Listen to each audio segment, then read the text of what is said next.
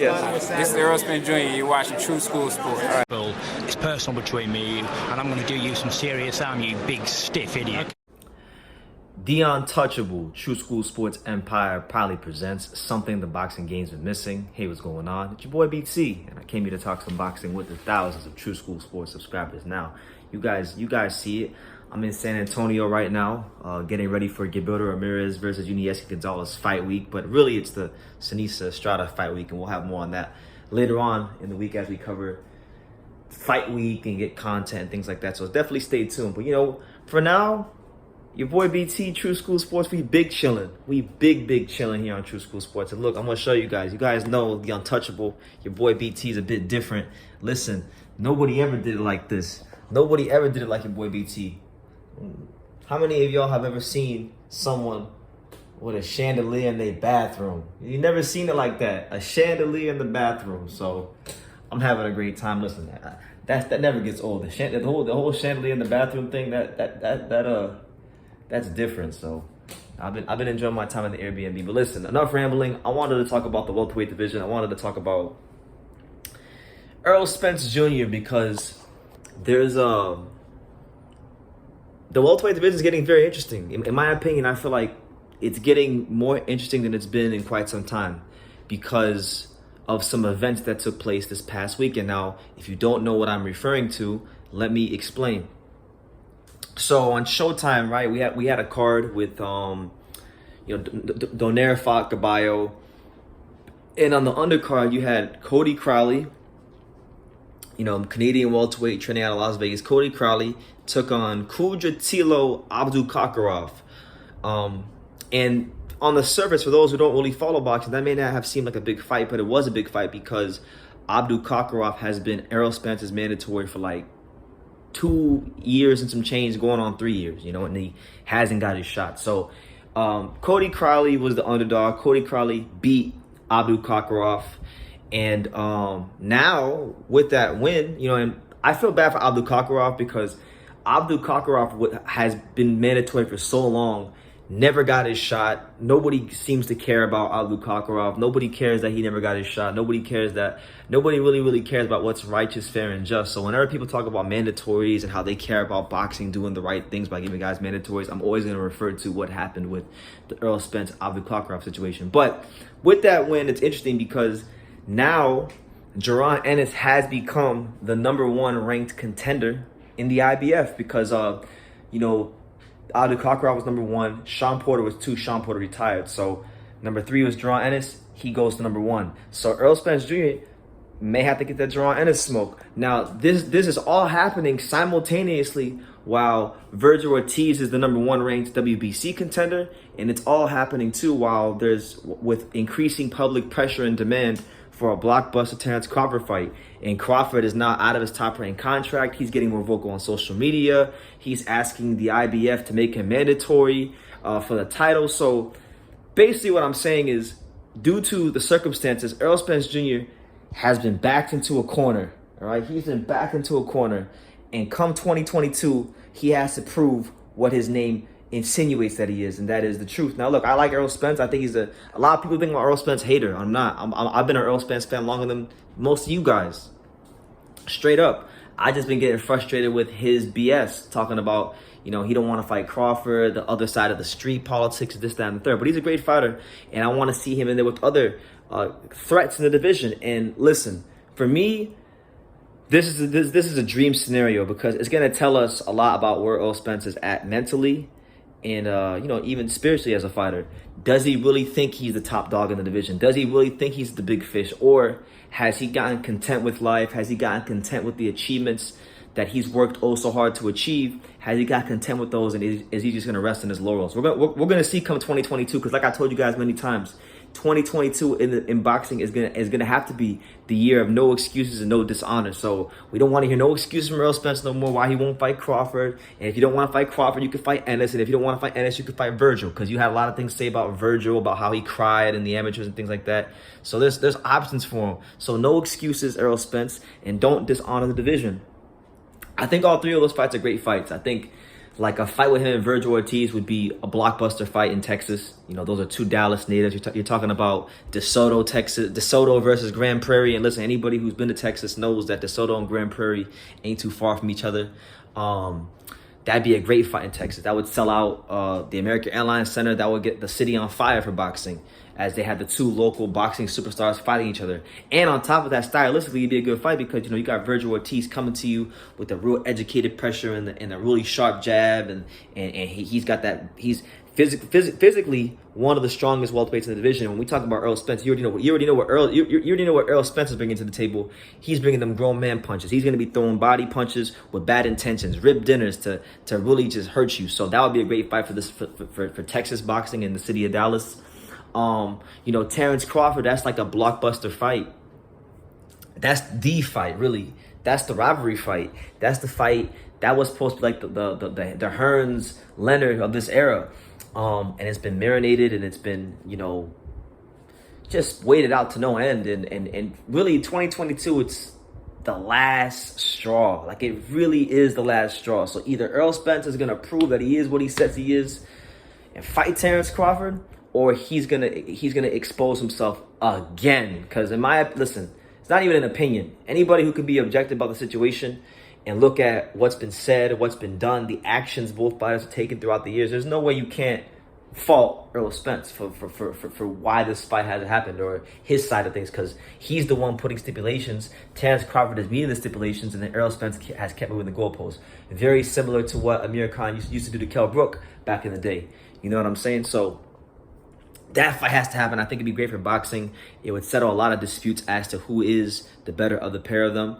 And then last but not least, listen, man, I've been warning everybody. I've been warning everybody about Jaron Ennis. I've been telling you guys, he's boxing's perfect storm. He's what happens in boxing when you get the highest level of fundamentals, when you get the highest level of athleticism, when you get the highest levels of discipline, and the highest levels for the of a fighter that has love for the sport. He is a freaking matchup nightmare for everybody in this division. And I'm gonna tell you this: if Errol Spence even just takes the fight, I'm gonna say to Errol Spence what I say to Canelo when it comes to Demetrius Andre. Listen, if Errol Spence even does so much as sign a contract to fight Jaron Ennis, I'm gonna go. My respect for him is gonna go through the roof, because I don't think he can beat Jaron Ennis. And truthfully speaking, I know it's premature. I know people may say like, oh well, Boots is just now getting his feet wet in the division, and this, that, and the third. And you're going overboard, and you know he might get exposed as a hype job. Listen, I've seen many hype jobs come and go in boxing over the years. He doesn't strike me at. He doesn't have any characteristics of a hype job, because normally hype jobs are guys that talk themselves up to no end, don't work hard in the gym, cut corners in training, don't really love the sport. They just love the things around the sport, the fame, the fortune, you know, the women, all that BS that comes and goes as you win and you lose. But he really loves the sport, and he's got great people behind him, from his father, Boosie Ennis, who is an amazing trainer, and he could fight his ass off. Boosie Ennis, if he was a shake, could probably beat half the welterweight division. If you don't believe me, go check out the training clip that I put on the channel. The numbers is going crazy right now. Go check it out, and you'll see what I'm talking about. But Boosie Ennis is a great trainer. He's raised not just his son, but his other sons, like Derek Ennis, who was a fighter as well. You know, it's a boxing family, and Boots has been in the gym since he was a kid. And he listens to his father. He values his father. He just seems to be very level-headed, mature, calm, poised, has just the right amount of confidence, can switch, hit, you know, punch and power for days, slick defense. He's got everything you'd want. If you had a video game, if you played a video game and you went into the lab and you created a great welterweight, a damn near perfect welterweight, Jaron Ennis would be your guy. And I don't think Errol Spence could beat Jaron Ennis. And if Errol Spence or anybody in the Errol Spence team feels the type of way about what I'm saying, then tell Errol Spence to sign that contract, and try to make the Boots Ennis fight happen. You know, Errol Spence got money.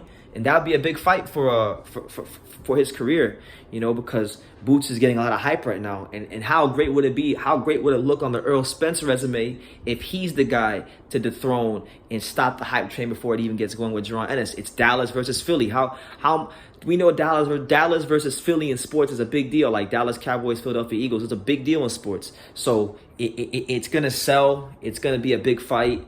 You'd have the real educated pressure style, the no nonsense, no frills style of Errol Spence, the high guard coming right to you with the real sharp jab, trying to break down Jaron Ennis, the slickster with punching power in both hands, who can switch hit with the elite athletic ability. You know, it'll be like, it's a fight where I could see it becoming like the Bull versus the Matador, and then somewhere in the middle of the fight, the roles could reverse. You know, I really think that's a better fight than people realize when you really get into the styles and what both guys bring to the table. But I say all these things to say that it's great for boxing fans because Errol Spence has to be in a real big fight in 2022. None of this bullshit Danny Garcia stuff. All respect to Danny Garcia. God bless him and what he's accomplished in his career and his investments. You know, he owns a couple Dunkin' Donuts in South Florida. He's got a mansion in South Florida. He's doing his thing. God bless Danny Garcia. But at this stage of his career, it's clear as day to anybody to see that Danny Garcia has not been the hungry fighter he was at 140 for a very long time. And when people say, "Oh well, Errol Spence, he could have decided to come back and take a tune-up against somebody else, but he defied Danny Garcia when he fought earlier this year. No, Danny Garcia at this point in Danny Garcia's career as a welterweight and with his lack of hunger, Danny Garcia is a glorified tune-up. He is. He's a highly paid, great name, but he was a tune-up, and the fight played out as if he was a tune-up. He did the same Danny Garcia thing. So my thing is this: Errol Spence has not been in a real fight, like a real dangerous, big fight since he fought Sean Porter. And by the time, you know, he gets in the ring, you know, it'll be almost 3 years to the day that he fought Sean Porter. So we want to see Errol Spence Jr. in the ring. We want to see if Errol Spence Jr. is still the truth. Is he still, you know, is he the number one? I never had him as the number one welterweight division at any point in time. I only had him as high as number 2 ever. So can he, for me at least, can he establish himself as the number one welterweight in the world? Can he show that that these other guys that we're talking about, like Vergil, like Terence Crawford, like Jaron Ennis, can he prove that those guys are the hype jobs, and those guys are the fighters that we're propping up to no end, and the fighter that we should have been propping up because he's went and proved himself is Errol Spence. You know, he went to the UK and fought Kell Brook and took the title, something most American fighters don't do and won't even try to do, going to another country to take a title. You know, Terence Crawford did the same thing when he fought Ricky Burns. So that's a feather in his cap as well. There's just so many great things that could come from this, and the only way nothing good will come from this scenario with the current landscape of what's going on with Errol Spence is if he vacates or moves up. And at that point, I'll have no choice but then to criticize Errol Spence. So I'm gonna leave it at that. That's just where we're at. If you didn't catch what I said the first time, Vergil Ortiz is number 1 in the WBC. The title Errol Spence Jr. holds. Jaron Ennis is now with Cody Crowley's win over former IBF mandatory ABDOKOKOROV, who, by the way, never got his shot and got screwed by the politics of boxing. Ennis is now number 1 in the IBF, and Crawford's already the WBO champion on social media, banging the drum for that fight, and there's already a lot of public demand for that fight. It's a blockbuster matchup, so there's no way out, all right? He's backed into a corner. He's got to make a decision. Is Errol Spence going to fight and show the world that he is the big fish? Or will it all just be posturing and sticking his chest out for no reason? We'll see very, very shortly. But you guys give me your take. Who do you want to see Errol Spence fight next? Of those 3, who would be the most intriguing matchup for you? For me personally, out of those 3 fights, I know people are going on about the Crawford fight. And, you know, that's still a great fight, and I'd love to see it. But for me, the fight in that of those 3 is Jaron Ennis. Because I want to see how good is Jaron Ennis. And I want to see if Errol Spence Jr. is good enough to dethrone Jaron Ennis. It's just a great crossroads fight. It would really be exciting. Dallas versus Philly. There's so much to love about that fight. Style-wise, storyline-wise, everything. You know? So we'll see what happens. But yeah, you guys leave your comments down below. Make sure you take the time to subscribe. And like I say in every single one of these videos, you can love me or you can hate me. But I'm just a kid from Daniel. So until next time, take care, guys. Thank you for watching another video on True School Sports, the home of boxing. If you made it this far, do me a favor and do yourself a damn favor. Hit that subscribe button and surely you will not be disappointed. You know, True School Sports bringing you the latest and greatest, the untouchable, boxing content, interviews, news videos, breakdowns, live fight reaction extravaganza. We've got a great community of people here, boxing fans all over the world, from America to the UK to Australia, and on and on and on. So join the empire today. Hit that subscribe button. Take care and God bless.